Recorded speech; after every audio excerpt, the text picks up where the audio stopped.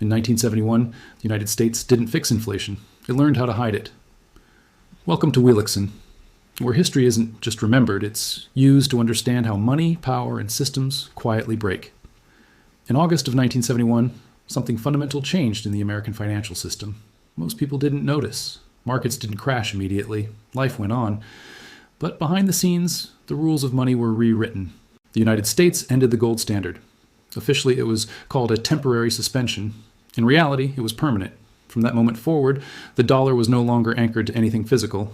It was anchored to confidence. And confidence is easier to manage than truth. That decision didn't just reshape inflation. It reshaped how inflation would be measured, explained, and hidden for the next 50 years. This is not a conspiracy story. It's a documented history of incentives, pressures, and survival decisions. And once you understand what happened after 1971, modern inflation suddenly makes sense. Before 1971, inflation had a hard limit. Under Bretton Woods, the dollar was convertible into gold at a fixed rate. That system wasn't perfect, but it enforced discipline. If the U.S. printed too many dollars, foreign governments could demand gold. Gold would leave U.S. vaults. That was reality checking power. By the late 1960s, that discipline became unbearable. The U.S. was funding the Vietnam War, expanding social programs, global military commitments, all at once. Spending exploded. Gold reserves drained. Something had to give, and it wasn't going to be spending. When President Nixon closed the gold window, the immediate goal wasn't deception. It was survival. Officials feared a run on U.S. gold reserves currency instability. Loss of global financial leadership ending convertibility bought time.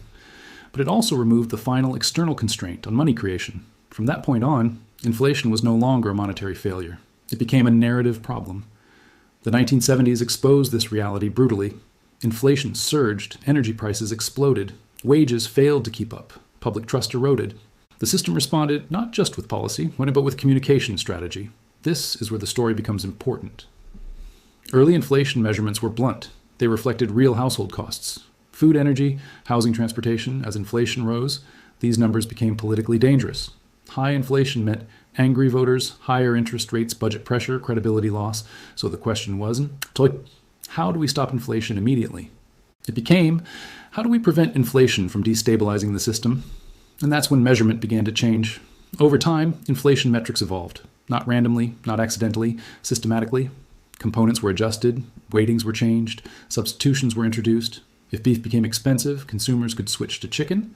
If housing rose, owner's equivalent rent softened the blow. Volatility was smoothed. Each change made technical sense in isolation.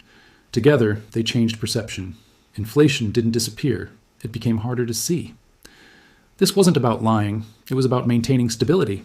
Policymakers believed, often sincerely, that public confidence mattered more than raw accuracy. Because confidence keeps systems functioning, and systems that stop functioning collapse quickly. Our applied financial history shows this pattern clearly. When inflation threatens legitimacy, systems don't confront it directly. They reframe it, they delay it, they distribute it unevenly, and they redefine success. By the 1980s and 1990s, the narrative had shifted. Inflation was under control. Central banks were credible. Price stability was achieved. Yet asset prices began rising faster than wages. Housing inflated. Stocks surged. Education costs exploded. Healthcare costs climbed. But official inflation remained calm because inflation hadn't vanished. It had migrated. This is the hidden mechanism most people miss. Inflation didn't show up where it was politically loud. It showed up where it was politically quiet. Assets, not groceries. Tuition, not bread. Healthcare, not gasoline. For those without assets, life became harder. For those with assets, inflation felt like prosperity. The system stayed stable. Inequality widened. This wasn't an accident. It was a trade-off. Central banks learned something critical after the 1970s. High visible inflation causes social instability. Asset inflation causes silent stratification. One creates protests. The other creates dependency.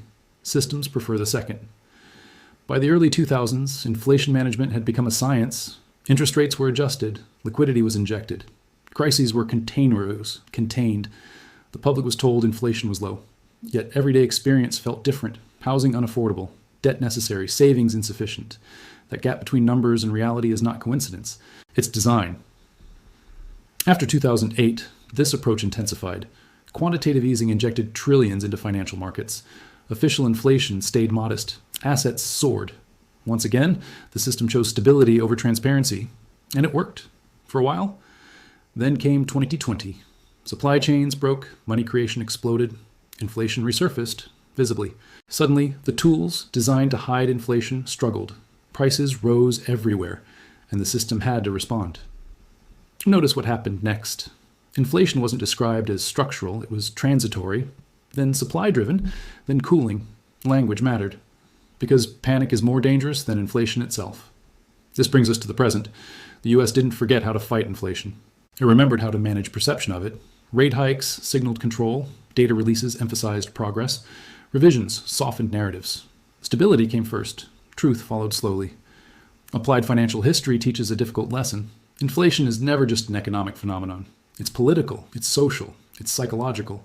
And once a system learns how to survive inflation without confronting it directly, it rarely goes back. This doesn't mean collapse is inevitable. It means costs are deferred. Deferred costs accumulate. Eventually, they show up somewhere else. History shows where? Currency credibility, intergenerational trust, social mobility, institutional legitimacy. These don't fail overnight. They erode quietly. When people ask, why does life feel more expensive even when inflation is under control? This is why the system didn't lie. It optimized. And optimization always has consequences. Understanding this doesn't make you cynical. It makes you calibrated. You stop expecting systems to be honest by default. You understand their incentives. And you stop being surprised when stability is chosen over truth. Because that choice was made long ago, in 1971, and we've been living with it ever since. If you want to understand money beyond headlines, subscribe to Wheelixon.